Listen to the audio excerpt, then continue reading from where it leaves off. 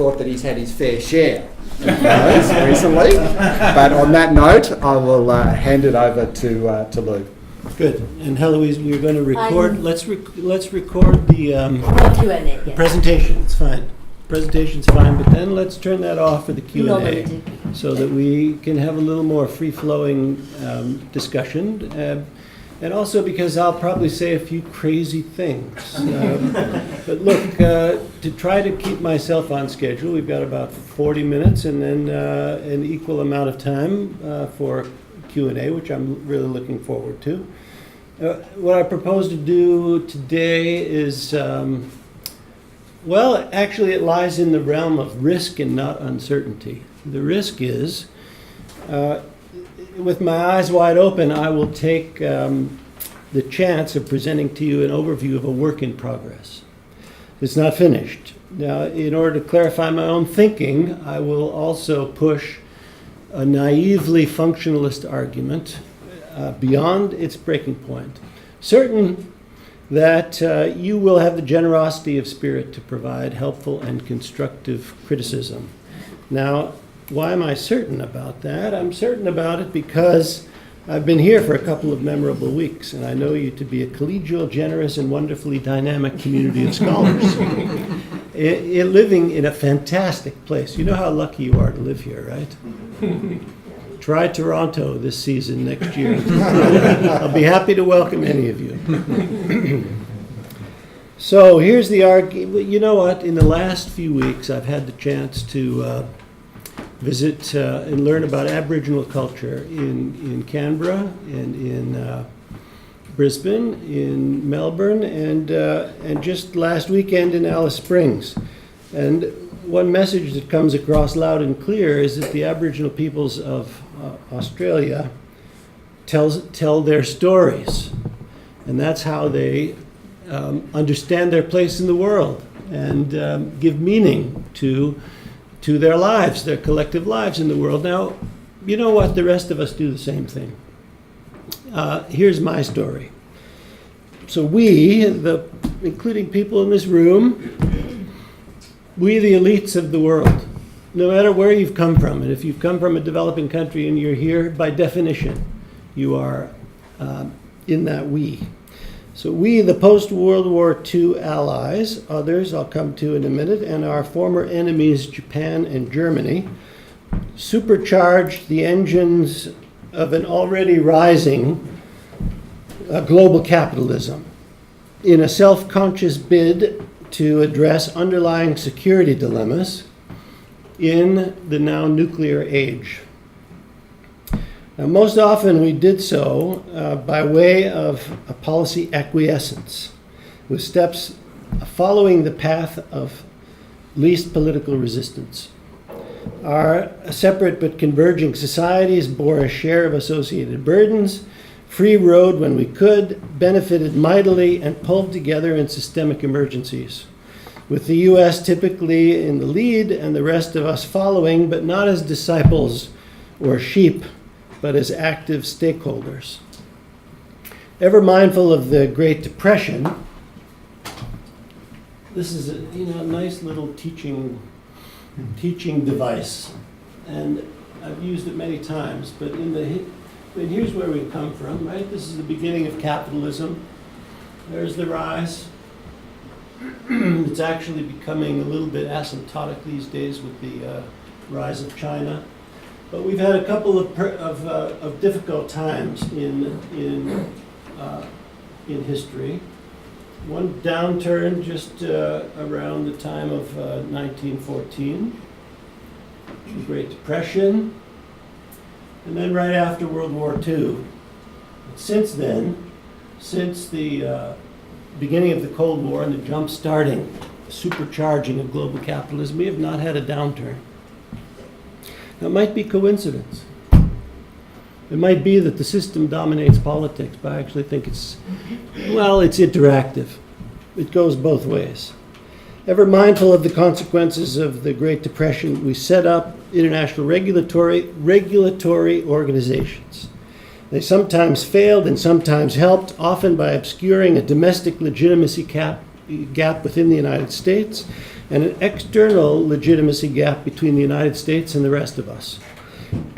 For a time, those organizations, like the IMF and the World Bank, helped convince U.S. taxpayers that others would reliably accommodate the external consequences of U.S. foreign and domestic policies, including innumerable mistakes. They also led the rest of us to believe that such organizations just might help us influence those policies. All of us have often been disappointed. Despite those disappointments, the observable fact is that we live in a world transformed by an economic system that is increasingly global, but a system that depends entirely on a fragmented and largely unacknowledged polity comprised of states pretending to be sovereign. That arrangement has now proven to be exceedingly fragile. We knew it would be in 1944, when we tried to avoid its construction by keeping our capital markets relatively closed and tightly regulated. Having changed our minds by the early 1970s, we are today unwilling, we in this room, are unwilling to give up the benefits of global finance, not least to accommodate our consumption, or to fully share the collective burdens freer capital flows entail. The logic of functional and geographic spillovers suggests that this cannot last. More explicit political integration is on the horizon. We hate that idea. We continue to hate that idea, but we offer up no plausible alternative. By the way, we arguably now includes over a quarter of China's population, a rising chunk of the populations of other post-colonial nations, but not the still vast majority of the world's population. Whatever sense we have about our responsibilities to them follow directly on our continuing reluctance to restrain our own financial freedom. So that's the story. Now, we could end there and have an interesting discussion, but just to set the ground for that discussion, let me just simply zoom in on the financial core of my argument, my story, which rests on a social theory containing realist and idealist, call it liberal if you like, but realist and idealist elements. Money is a social construction, nothing else. Money is power. And to study power, control, or protean, follow the money. So, something I've always lived by. So to set the stage, the Bretton Woods institution were, as I mentioned, were established in the wake of global catastrophe. The Articles of Agreement of the IMF in particular reflected a consensus among the soon-to-be victorious allies, aiming above all else at avoiding the next depression. A lot of you have seen this slide, right? We have a lot of political, well, at least at the undergraduate level, political economy, basic. This is the basic trilemma. There's different versions of it. Again, a good teaching device. I'm sure Andrew uses this. But the idea is that this is not a three-legged stool that needs all three legs. I'll show you another one of those later. This is a triangle. You can only exist with two choices. You cannot have all three of these things. You don't need a lot of economics to understand it. You just can't have a world of capital mobility, a world of exchange rate stability, and a world where you control your own money supply, you in individual nation states. You have to give one of those up. So at Bretton Woods, we gave up capital mobility. Yeah, unlike what the world before 1914, we said, here's the choice. We can't live in a world in the society of states. We have proven ourselves that we cannot live in a world where our exchange rates, subject to manipulation, are moving all over the place. And of course, we don't want to cooperate on setting our internal interest rates We want our monetary autonomy. If we don't have monetary autonomy, we're not a state. Yeah, okay, we can't live in a world where interest rates are subject, or exchange rates are subject to manipulation. Therefore, we give up capital mobility. We say capital needs to be controlled. Now, it wasn't quite the extreme position that Keynes brought with him in his 10-year before preparation to Bretton Woods, when he said, you know, goods and services should be able to cross borders, but money can't. It's too dangerous. Money should be kept local. Now, by 1944, he had adjusted his views a little bit, but even the Americans in 1944 went along with the basic idea that the cross-border financial risks that had contributed to the destabilization of Central Europe in the 1920s and of the world economy in the 1930s needed to be curtailed and effectively managed. The solution to the collective action problem posed by such risks in a world of sovereign states was to accept the ultimate right and responsibility of national regulators to maintain the stability of their national financial systems, but also to constitute a new multilateral authority, intergovernmental authority, to facilitate necessary collaboration as those systems became more interdependent. Capital movements conducive to freer trade and productive investment, foreign direct investment in plant and equipment. These would be permitted and regulated, and fixed but adjustable exchange rate commitments and multilateral financing would encourage stabilizing macroeconomic policy adjustments across still independent nation states. A formal treaty-based referee, the IMF, was to oversee the fair application of a new body of international law. Now, for those of you who have studied political economy, you'll know that that system was stillborn, as Susan Strange famously described it, or its unintended breakdown, as more idealistic scholars put it. That story is pretty well known. In any event, global finance soon began its resurrection from the dead, very soon after the 1940s. The process continues even after the global financial crisis of 2008. Now, this is a little bit blurry. Sorry, I didn't have as much time as Andrew does when he gets his slides. But, you know, this is basically the red line is just showing over time. It's this same story that the little slide showed us a moment ago about the almost inexorable rise of global capitalism. It triumphs until it collapses, which we've been expecting for a good long time. I mean, that is the intellectual way out if you don't like this story. Eventually, it's going to collapse. Now, we've been saying it since Karl Marx first said it. So far, so good. Although these days, it's looking a little dodgier. In any case, now here's where I'd like you to put your skeptics' hats on. I'm asserting that an incipient capacity to govern global finance exists today. There's another way of thinking about things. These are the scale of foreign exchange reserves that simply need to be recycled. The only important part about this is that in 1944 we did think about doing this recycling. You know, not everybody, all trade balances would not be, everything wouldn't be balanced all the time. There are good reasons for that. So there would be some financing needed in the system. Reserves would have to be recycled unless we all used the Bancor, common currency.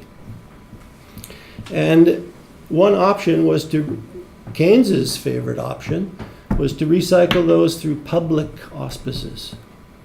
Yeah, to regulate the system in an intergovernmental fashion, but not give the power to private markets to do that recycling. Well, he had abandoned that view even by the time he got to Bretton Woods, but the Americans would have none of it. And we live in a world where where reserves are recycled through private markets by our political choice from that early time. You'll notice in these slides, this is the scale of global financing today. We don't need to get into the technical details, but basically, some of us, myself included, thought the world was ending in 2008. Didn't. And it was in terms of the scale of the flows that we're now seeing. Nothing like the Great Depression happened in 2008. We'll come back to that point.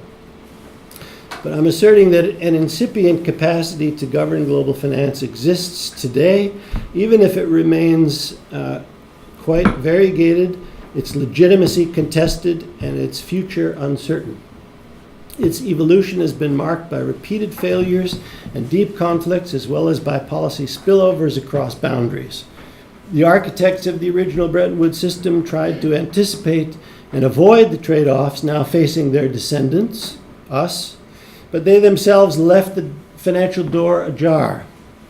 And those descendants are now trying to find a new sweet spot between conflicting demands for economic solidarity, political autonomy, and systemic stability.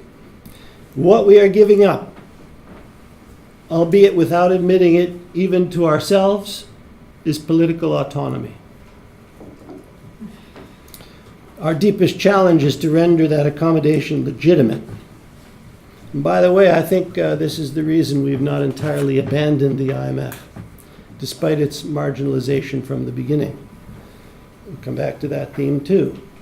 So the main objective after the war was to restore currency convertibility in order to facilitate prosperity-inducing trade and productive investment. It worked. We're all here.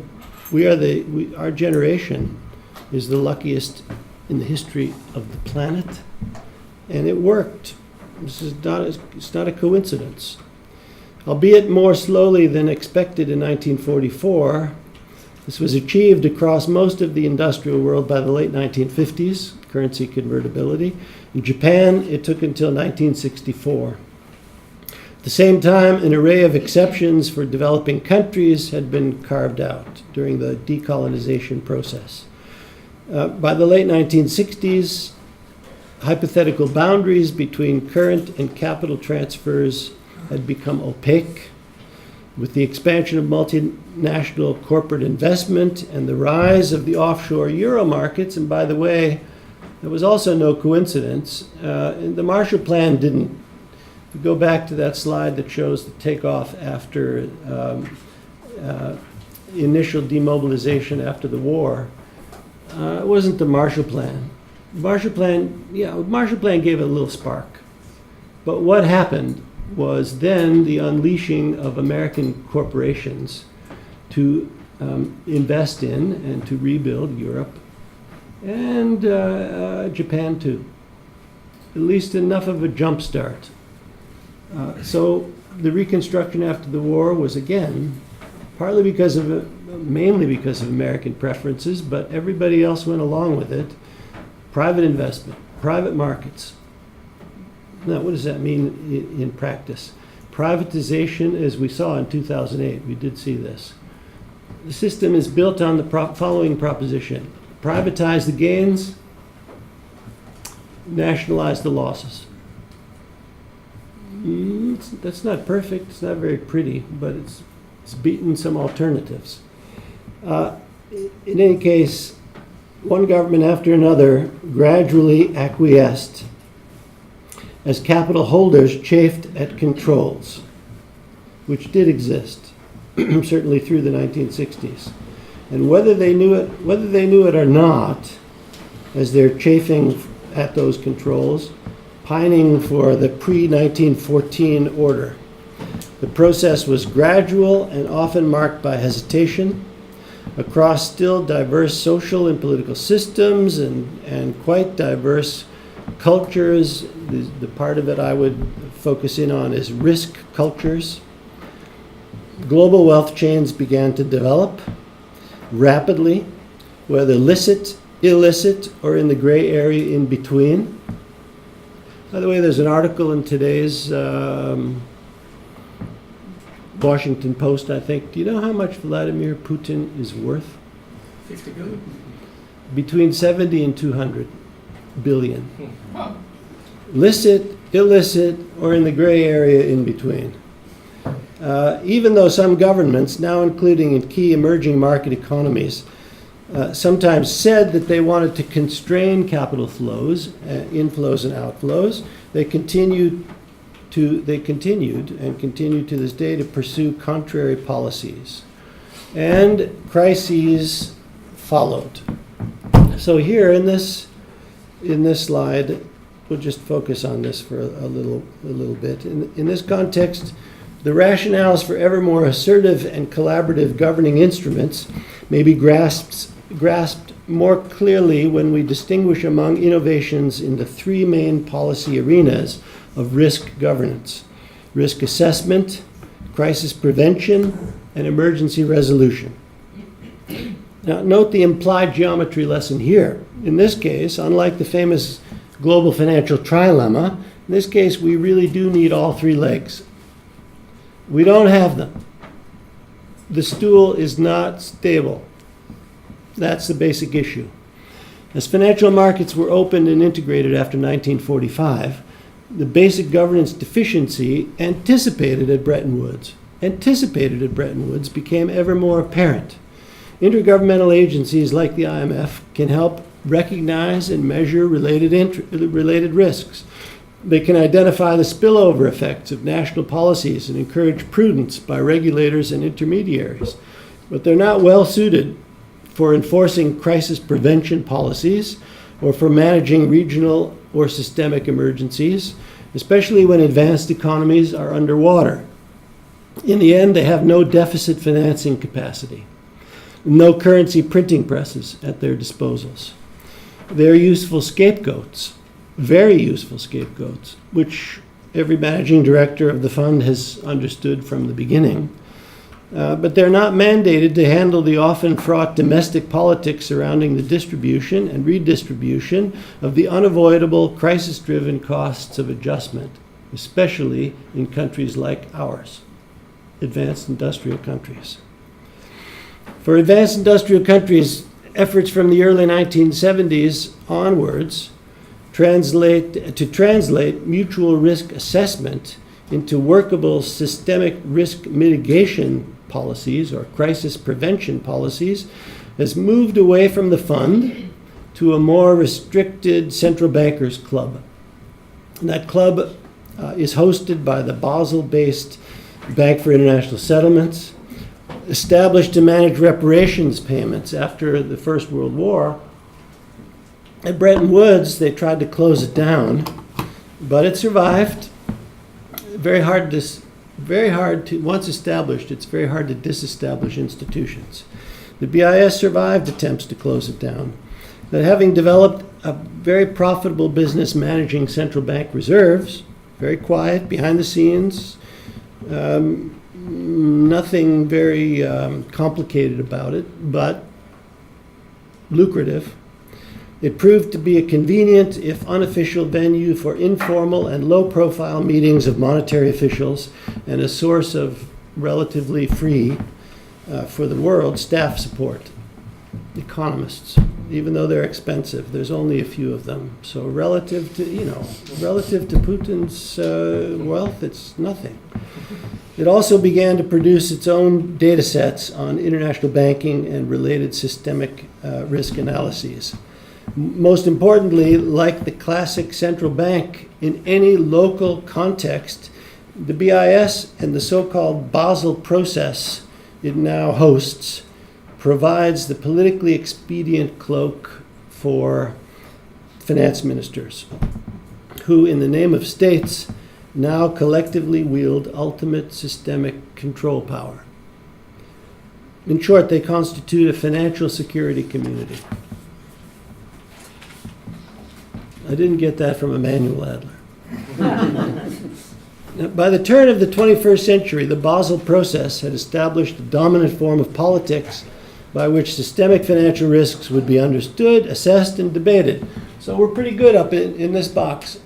we're pretty good. We've had a lot of, and it's learning by experiment and by one disaster after another.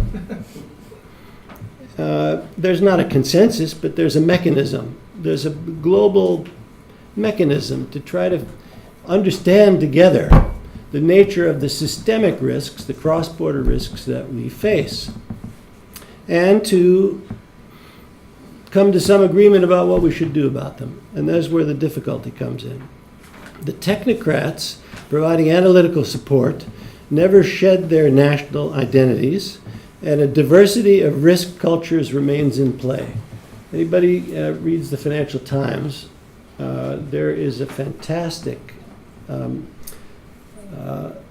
overview of an exhibit that's now on at the German Historical, whatever it's called, museum in Berlin, the big museum on Germany's dramatic history, on German savings, Germans' obsessions with saving. Jan, you'll be interested in this. Yeah, I sent it. I sent it to Mark Blythe last night, and he wrote back, said, "Oh, he really appreciated it. Wanted to go over and see the exhibition." But it's a great description of this risk culture that is really obsessed with saving, and on the other side, austerity, because it's good for the soul. And from deep historical experience, ignoring it has been tragic, not just for the German people, but for the rest of us too. Anyway, it emphasizes the point that we're really not in a global culture here when it comes to even something as basic as, geez, are we all in it together in this global monetary system together, really, with such diverse risk cultures? In any case, this is very well reflected in the risk assessment box as technocrats argue about these things. Nevertheless, those people do comprise a classic epistemic community, guided by a continuing quest to develop common knowledge and informal rules in the cause of global financial stability. Of course, we can look at this in less benign terms. Hardcore realists, such as Dutch and German finance ministers, or flinty global bankers, realists all, might say that the best that could be hoped was that sovereign states would be forced to get their own houses in order. There is nothing else but for them to get their own houses in order, save for rainy days, and don't count on any solidarity from others. Well, alternatively, English school theorists with a critical bent might plausibly argue that those informal rules represented the next step in the globalization of the society of states, but with the effect of transforming and disciplining internal political structures in relatively weak states. Now, I didn't get that from Shahar because I just received his book today, but we have arrived at we have arrived at the same point through different avenues. I tend to agree with that view, and with the caveat that in practical effect, those informal rules are now transforming the decision-making structures of all states, but without providing discipline. That markets could ever seriously provide discipline is a Hayekian illusion. Where does it come from with any historical experience? Nowhere. It's a dream.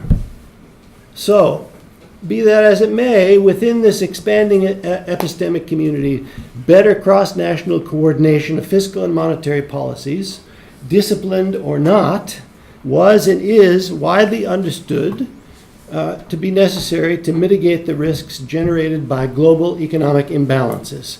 But every effort to bring ministers and governments from leading states together into a formal deliberative process with serious incentives to bargain and compromise has thus far failed. In the most broadly based international institution designed for such purposes, the IMF remains on the sidelines. The G20, perhaps. I'm a Canadian, right? And I was in a seminar like this not just a few weeks ago with Paul Martin. And he proudly calls himself the father of the Leaders 20. The idea was that the G20 would be the beginning and not the end of a new chapter in this story. That commitments to crisis prevention, which continue to remain highly problematic, in this and in other arenas like public health, climate change, that these would be dealt with in formal bargaining settings with enforcement teeth. At the same time, however, while we're kind of agreeing with Paul Martin in principle, but saying, you know what, there's no way. Have you looked at Washington lately? Even today? What are you talking about, Mr. Martin? See why I wasn't sure I wanted this recorded? Anyway. At the same time, however, that's the common wisdom, even among non-skeptical academics. The alternative idea of disintegrating ever more open and volatile financial markets or taking apart the global economy has always been rejected too. So, when the system itself nearly blew up in 2008, and here we go to this leg of the stool. Here's the argument. This leg of the stool is reasonably sturdy. This leg is better than it was. Also a little wobbly, but reasonably sturdy. There's the loose leg of the stool. So what happened in 2008? The system nearly blew up. Remember Secretary of the Treasury Paulson's face? Remember that? I just remember it so vividly. It's only one thing I remember more vividly, and that's election night last November. And I did not sleep. But that, when Paulson, tough guy, realist, Mr. Wall Street, when he looked like, geez, this might be 1931, it was all over his face. So when it nearly blew up, and the system did nearly blow up, I think it's right, assertive national political action proved essential to managing the emergency. At the crucial moment, U.S. power proved adequate, but only when matched, or at least not undercut, by a rapidly broadening group of partners. Among other things, this meant that the membership of the Basel process clubs had to expand quickly, and it did. By March 2009, the number of countries around most Basel tables grew from 13 to 27. At the same time, the new and non-treaty-based Financial Stability Board was mandated by the G20 to work collaboratively on the constituent elements of more stable and resilient financial markets. Behind the scenes, regulatory forbearance was the order of the day, as finance ministries around the world put large intermediaries onto life support. In some cases, this entailed outright nationalization for a time, whether admitted or not. In others, it meant providing unlimited and effectively cross-border liquidity injections and extending implicit guarantees of equity. In short, finance ministries led by the U.S. Treasury reasserted their last resort emergency management authority, while key central banks around the world maintained the front lines. By the way, resentment built up at that moment in time goes pretty far to explain, I think, some of the populist reaction we're seeing in all of our politics. Ontario is about to elect Rob Ford's brother as premier, but that's another story. It's happening everywhere. But the resentment that I think can be traced back to this moment, again, begs the question of what was the alternative. The beneficiaries at that moment included most of the U.S.'s own large financial institutions and many foreign institutions operating within and across the U.S. border. Australian banks were bailed out by American taxpayers, and so were Canadians. We don't tell ourselves that story, but it's true.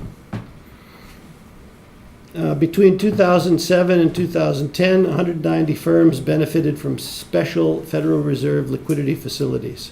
I actually asked Paul Keating about this the other night. I had 30 seconds with him, and I got something interesting out of that discussion. I've been wanting to talk to Stephen Bell about this.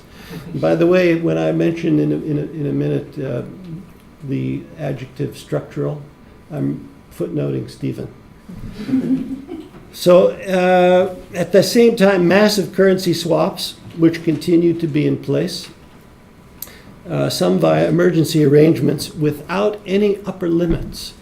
If you want to get into the details there, I'll be happy to do that. But the Federal Reserve put currency swap lines with no limit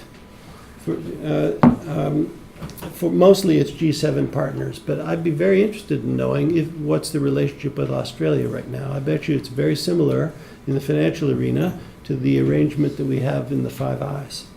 That is, deep, intimate, unlimited promise of cooperation. I'd be surprised if it's not still there. U.S., Swiss, European central banks, 11 other countries, including Australia around the world in the immediate moment. I wouldn't be surprised if it's still there now. Significantly, now backstopping all of these operations was reserve-rich China. Backstopping, coordinating, cooperating, China.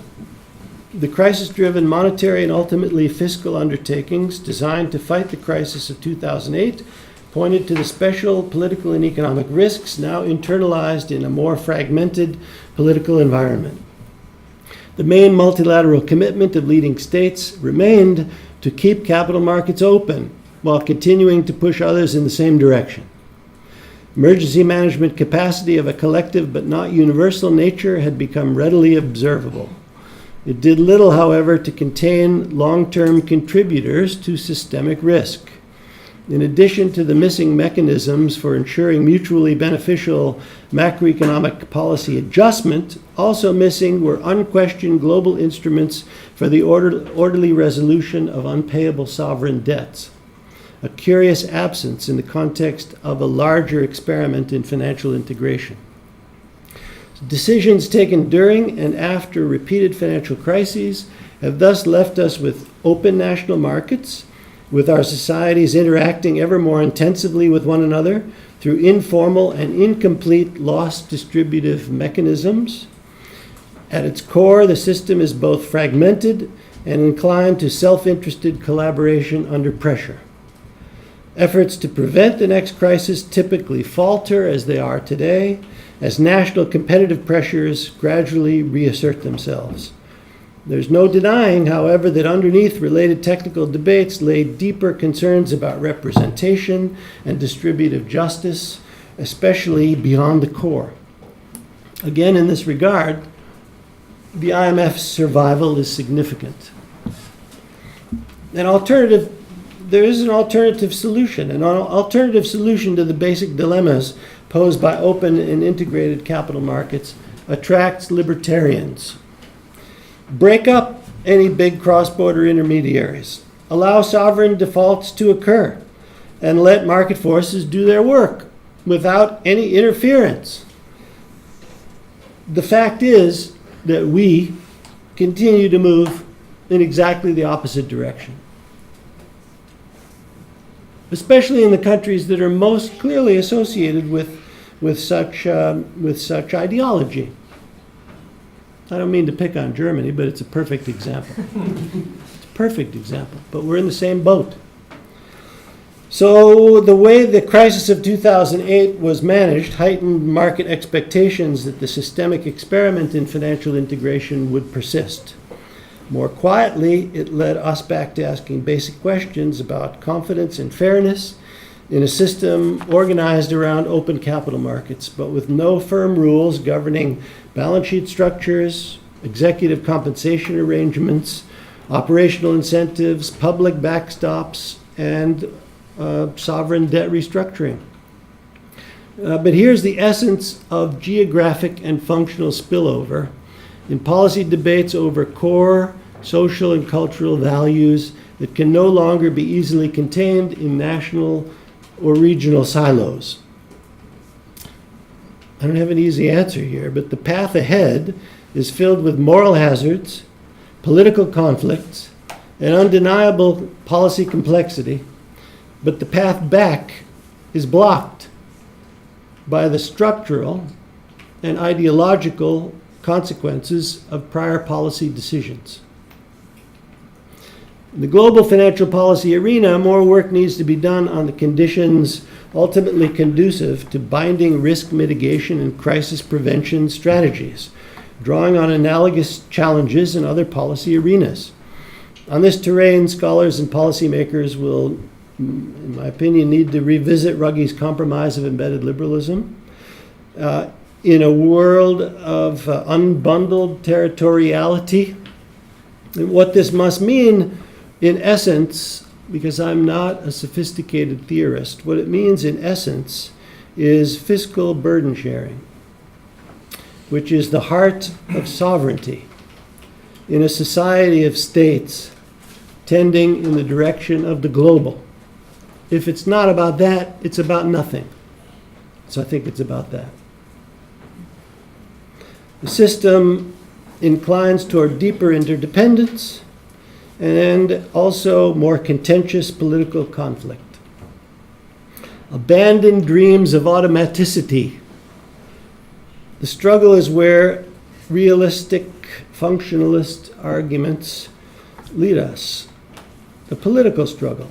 And not for the first time in history have contradictions foreshadowed the legitimation of just enough governing capacity at more aggregated levels.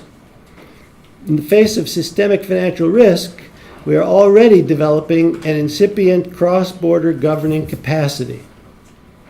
It requires a firmer normative foundation. We remain in the shadow of Bretton Woods. The Articles of Agreement of the IMF reflected what its formidable legal counsel, Sir Joseph Gold, one of my heroes. He was at the fund for decades. This is what he said long, long ago, and he was a British legal realist. He said the Articles of Agreement of the IMF reflect a shared affirmation of, quote, the advantages of the joint exercise of sovereignty. Now that's how you know he was British and not American. Americans can't think this way. Sovereignty is black or white, right? For the rest of us, for Aussies, Canadians, I don't know whether, yes, for the British, okay? That's where it started. It's negotiable. It's not black and white. It's not deeply principled either. It's a pragmatic deal of the moment. Well, if that's what the IMF was meant to be, Joe Gold died very disappointed. Now, I agree with Shahar and others who have argued that we should not fetishize the post-war organizations or agonize about their failures and weaknesses. Dynamic social processes of risk governance are today transforming those organizations, bringing in new ones, and they're transforming their member states as well. And they do further marginalize the relatively weak among those states. The trade-offs of the dominant in the society of states made in 1944 obviously did not stick. Neither have the trade-offs made by the dominant in the early 1970s. Today, ex-ante fiscal burden-sharing agreements to underpin globalizing capital markets remain elusive. It's all right. Ex ante burden sharing agreements remain elusive, but repeated ad hoc arrangements must acknowledge, do acknowledge a sense of shared fate. They acknowledge it during and usually for a short period of time immediately after systemic emergencies. Seems to me that they do certainly give rise to reasonable and broadening expectations of much deeper political integration in the future. That it can simply be enforced by a hegemonic state is ever more doubtful. Just read the depressing newspapers every day, including, today's news is really horrible news. But from my point of view, it just re-emphasizes the point that the U.S. can't do it on its own anymore, even if it could, and even if it wanted to, which it never did, and frankly, it never could. So too is the ahistorical fantasy that the associated political conflicts of collective risk governance will soon abate because of blockchain or other new technologies. I personally think it's time for the next generation of scholars and policymakers, here's where I maybe think about turning that off, but seriously to revisit the history of political federations. Messy and complicated constructions, separate societies contemplate very reluctantly and most grudgingly, only because every conceivable approach to addressing unavoidable problems of collective action and providing a modicum of legitimacy to actual governing practices is worse. Nobody loves being in a federation. A system of government can only be considered stable, though, when it is broadly perceived to be effective enough, representative enough, and just enough. And maybe not more, given the way we are and the way we have organized our political lives heretofore.